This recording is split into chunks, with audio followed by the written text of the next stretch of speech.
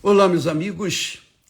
Deus abençoe todos vocês. Que o Espírito Santo, aleluia, venha iluminar o entendimento de todos, para que todos entendam a sua vontade, entendam a sua palavra, para que todos possam ser abençoados, porque quando você entende a palavra de Deus e se aplica e mergulha nela, então você se torna a própria bênção. Porque você mergulhou no Espírito Santo, mergulhou na vontade de Deus. E quando a gente faz a vontade de Deus, a gente não tem dúvida nenhuma, absolutamente nenhuma dúvida, nenhum medo, nenhuma ansiedade, nada, zero. Não tem nada que incomode a gente quando a gente está fazendo a vontade de Deus. É muito legal. E nós vamos ver isso agora. Porque quando Davi disse, provai ao Senhor, provai que o Senhor é bom, provai.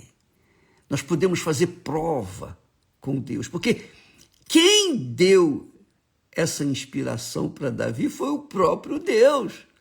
Quando Davi disse, provai e vede que o Senhor é bom, foi o Espírito Santo que estava falando através dele, escreveu através dele, usou o seu corpo, a sua matéria, para dar essa inspiração.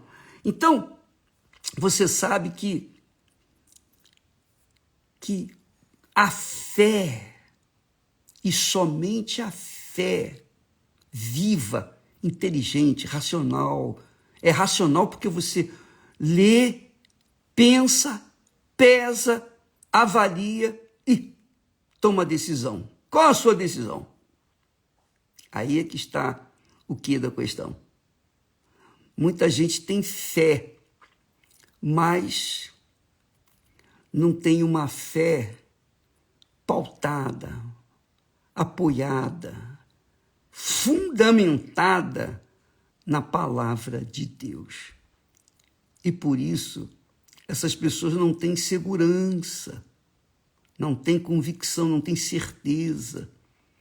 São, digamos, sabe aquele barquinho que fica balançando para um lado, balançando para outro? É assim.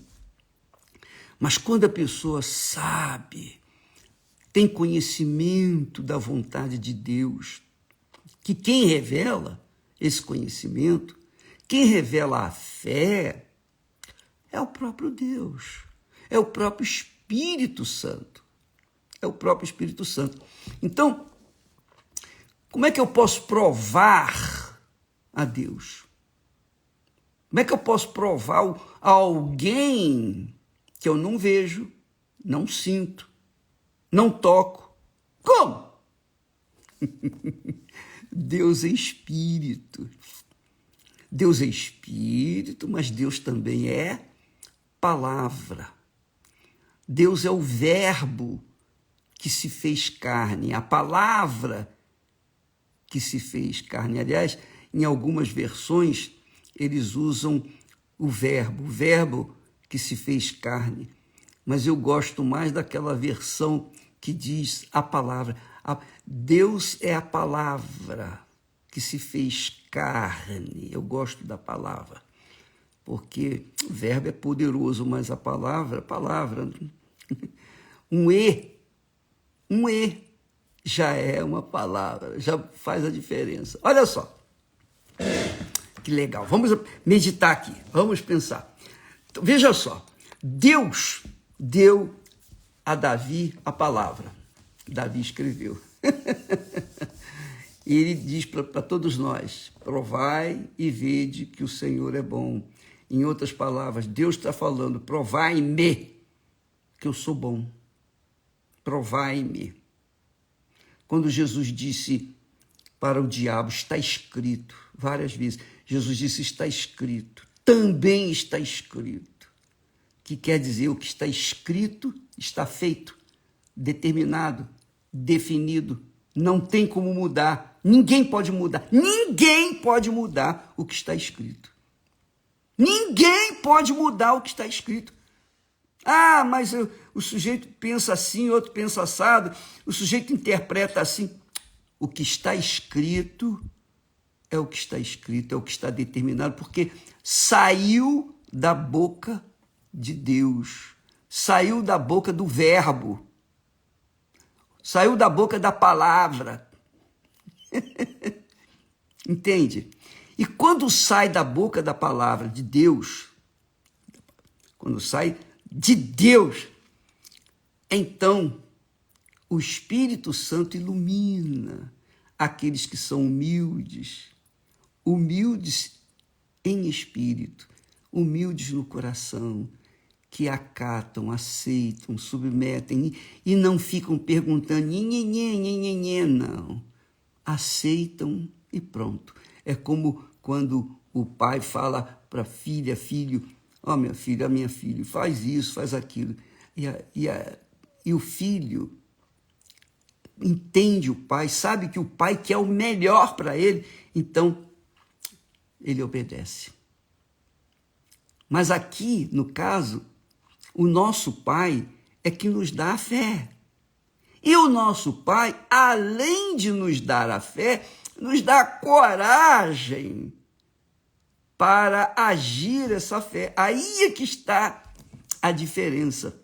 Porque fé, todo mundo tem. Eu creio em Deus. Eu creio em Deus. Mas fé, para colocar em prática naquilo que Deus falou, tem que ter coragem, tem que ser corajoso. E quando nós provamos a Deus, então nós estamos mostrando que cremos. Nós provamos. Você tem coragem para provar a Deus.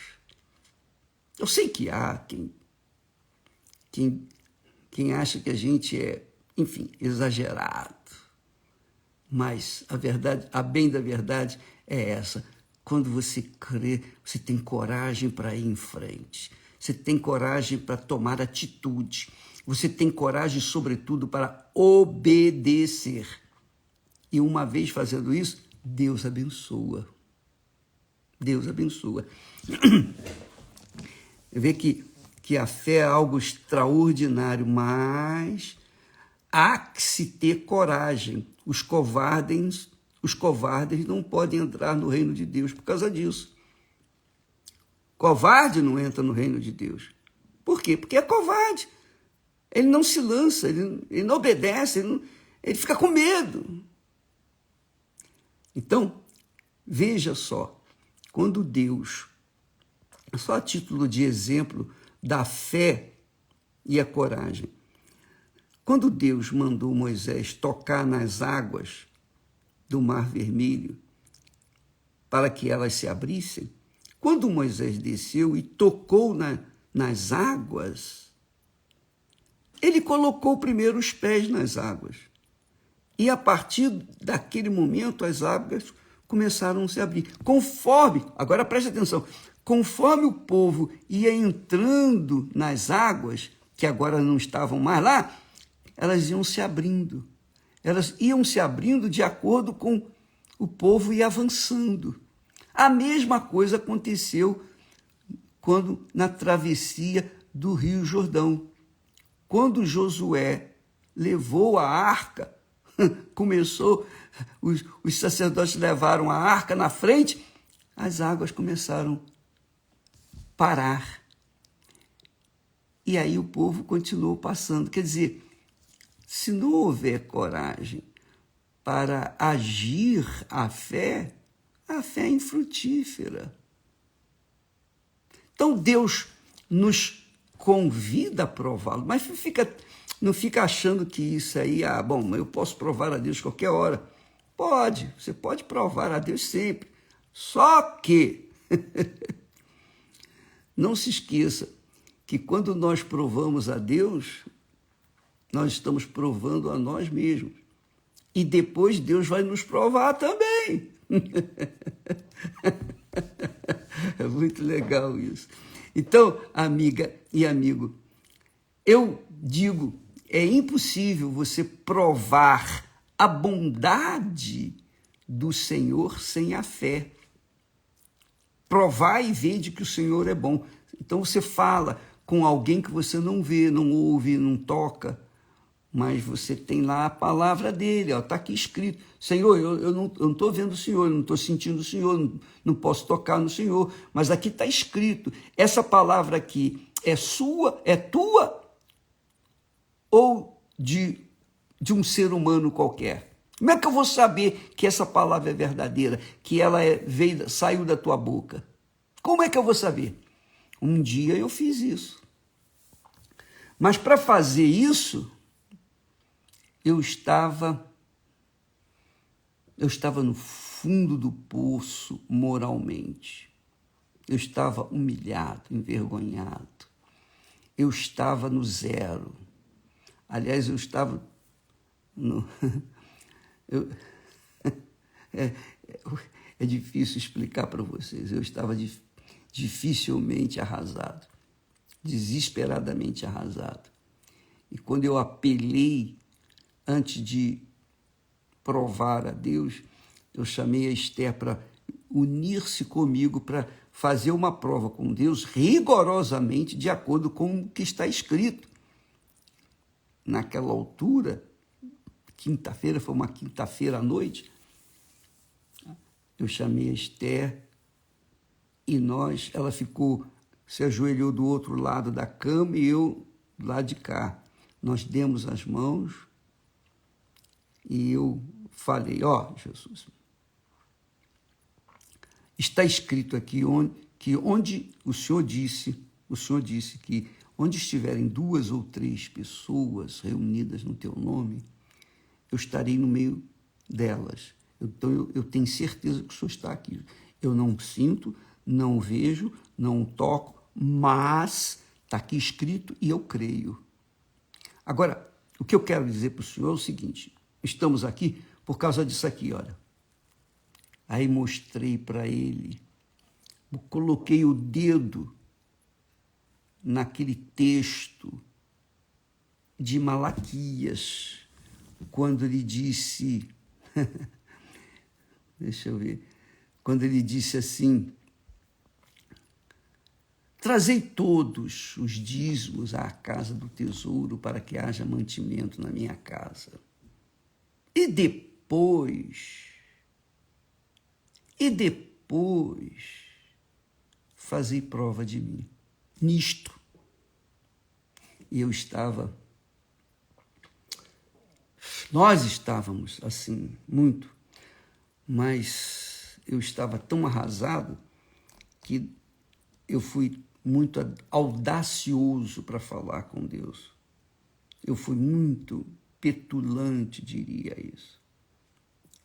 Eu fui muito arrogante, porque eu estava por tudo ou nada. Eu estava ali para ou vai ou racha, ou é ou não é, ou tudo ou nada. Ou Deus me ouve e muda essa situação, ou então ele faz descer fogo aqui, consome a gente de uma vez, a gente morre de uma vez. Eu estava por tudo ou nada. E quando eu orei, eu não me esqueço dessa noite. A Esther abriu uns olhos grandes, porque ela nunca tinha visto aquilo. Eu orei com raiva, não com raiva de Deus, não. Mas eu orei com raiva daquela situação. Eu orei irado com aquela situação, revoltado com aquela situação. Aquela revolta é que suscitou uma fé arrojada que eu estava praticando, de ir para o tudo ou nada. Então, ou tudo ou nada.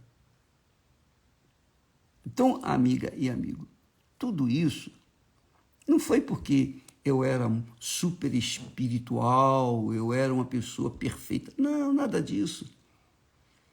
Eu era um trabalhador comum, um cristão comum, um membro de igreja comum, mas eu era um revoltado com aquilo que estava escrito e que não acontecia. Eu fiz prova com Deus. E eu lhe disse, ó Senhor, está aqui escrito, o Senhor disse, fazei prova de mim nisto, quer dizer, na situação econômica. Diz o Senhor dos Exércitos, se eu não vos abrir as janelas do céu e não derramar sobre vós uma bênção tal, até que não haja lugar suficiente para recolherdes. Olha só o que Deus promete. Eu falei, Senhor, o Senhor não me leva a mal não, mas eu ouço os pastores pregando sobre isso, já ouvi muitas vezes essa palavra sendo pronunciada, etc., mas o Senhor me perdoe, eu nunca vi ninguém cuja janela dos céus tivesse sido aberta como testemunha. Eu nunca vi. Eu nunca vi. O Senhor me perdoe, mas essa é a realidade. Isso aconteceu que há muitas décadas atrás. A gente era recém-casado, foi no ano de 72, aquele ano de 1972. Você vê que faz tempo. São 50, né? 50. Não importa. Mas naquele momento, eu fui para o tudo ou nada. E Deus me respondeu. Mas um detalhe, ele me respondeu não naquele momento. Ele não fez cair dinheiro na cama naquela hora, não.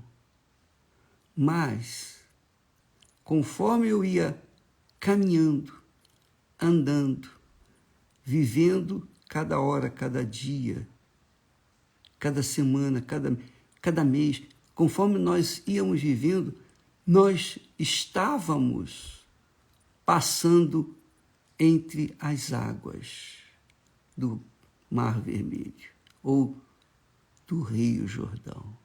As coisas iam se abrindo. Conforme dávamos um passo de fé, então as águas se afastavam.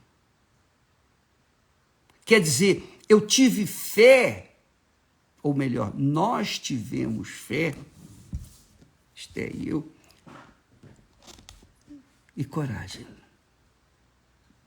E conforme os dias foram passando, e a gente foi atravessando. Que quer dizer o seguinte, que nós fomos chegando à nossa terra prometida. E chegamos lá. Então, hoje, eu posso falar com você. Aliás, Esté e eu podemos falar com vocês todos, para o mundo inteiro. Nós somos testemunhas. Eu sou uma dessas pessoas que as janelas do céu se abriram. Nós somos. Então, você quer saber o segredo? O segredo foi esse. Um dia nós colocamos o nosso tudo ou nada, mas naquele momento nós estávamos revoltados. Porque lutávamos e não acontecia o que a gente esperava. E eu não estava buscando riquezas, nada. Eu queria só o pão nosso de cada dia. Eu estou satisfeito. Mas Deus abriu as janelas dos céus. E Ele continua com as janelas abertas sobre a nossa cabeça. De forma que os invejosos, os que me odeiam, os que me criticam, os que nos acusam disso, daquilo e daquilo outro, eles foram ficando para trás. E nós fomos caminhando. E estamos caminhando. Continuamos na mesma caminhada. Porque eu sei que Deus é fiel no cumprimento da sua palavra. É impossível Deus prometer alguma coisa que não vai cumprir. Por isso que Jesus usou a palavra dele. Se Jesus usou a própria palavra para se defender contra o diabo, você imagine como nós devemos proceder neste mundo. Porque você tem problema de saúde, você tem problema de problema financeiro, dinheiro, está faltando, desemprego, você tem dívidas, você tem um ente querido enfermo, você tem problemas sentimentais, problemas com os filhos, com os pais, enfim. São 1001 problemas que a gente enfrenta. Mas está escrito: provai ao Senhor que Ele é bom. Provai ao Senhor. Deus provou para nós o seu amor quando Jesus, nosso Senhor, morreu por nós. Como é que nós vamos provar para Ele que cremos na sua palavra? Quando nós obedecemos, colocamos-la em prática. E isso exige coragem. Coragem. Essa coragem vem do próprio Deus. É Ele que nos dá a fé, é Ele que nos dá a coragem, é Ele que permite as situações adversas para que, então, nós venhamos ter uma reação diante dos problemas desse mundo e venhamos resolvê-los. Entendeu, minha amiga e meu amigo? Você entendeu? Nós vamos falar mais a respeito desse assunto, porque foi uma prova com Deus que fez nascer a Igreja Universal do Reino de Deus. Ela nasceu de uma prova com Deus, de um desafio com Deus. Não que eu estivesse pensando em igreja, eu queria resolver o problema. Eu estava pensando em resolver o meu problema. Mas Deus mostrou ali a minha escolha, a minha chamada para a sua obra. E olha só o que ele tem feito. Olha só o que o Espírito Santo tem feito. No mundo inteiro, onde quer que haja uma igreja universal do Reino de Deus, ali Deus se faz presente. Por exemplo, na Ucrânia, debaixo de bombas, falamos ontem com o bispo responsável da Ucrânia, e ele, sobre as bombas que estão caindo lá, que matando até crianças, etc., num hospital infantil, e ele disse: não, bispo, aqui está tudo bem, nós estávamos numa reunião e tivemos que correr para debaixo da escada. Toda a igreja correu para debaixo da escada para se proteger se por acaso acontecesse alguma coisa. Mas não aconteceu nada na igreja, nada, não tem acontecido, graças a Deus. Nada, graças a Deus. Na Rússia, a mesma coisa, problemas. Em Israel, também problemas, mas lá a igreja está instalada. Na Rússia, né? Na Ucrânia, em Israel, do lado de Israel, do lado do Hamas, enfim, não há guerra. Deus tem dado coragem, a fé e a coragem para esses homens estarem à frente da batalha e dependendo exclusivamente dele, porque não tem proteção. O governo não tem condições de nos dar proteção. Não. A nossa proteção são as asas do Altíssimo. Aleluia. Que maravilha. É verdade, não é? E isso espalhado pelo mundo afora. Por lugares que eu não sei nem o nome, nem se fala o nome. de tão difícil, mas não só no Oriente, mas no Ocidente, no Norte, no Sul, no Leste, no Oeste. Deus tem feito coisas extraordinárias. O que Ele nos tem dado, nós temos procurado dar para aqueles que têm sede e fome de justiça. Provamos que o Senhor é bom e estamos aqui para dizer para você que Ele cumpre a sua palavra. Eu sou testemunha disso. Se você nunca viu na vida uma pessoa em que as janelas dos céus estivessem abertas sobre ela, que Deus promete, então eu estou aqui para falar. Nós somos isso. Esté e eu. Maravilha, né? E que você tenha a mesma fé e que você seja também uma pessoa que venha ser fruto dessas bênçãos que Deus tem derramado. As janelas dos céus estão abertas para todos os que creem e têm coragem para colocar a fé em prática. Deus abençoe e até amanhã. Eu falo demais, né? Mas vamos deixar mais um pouquinho para amanhã. Deus abençoe e até lá, em nome do Senhor Jesus. Amém.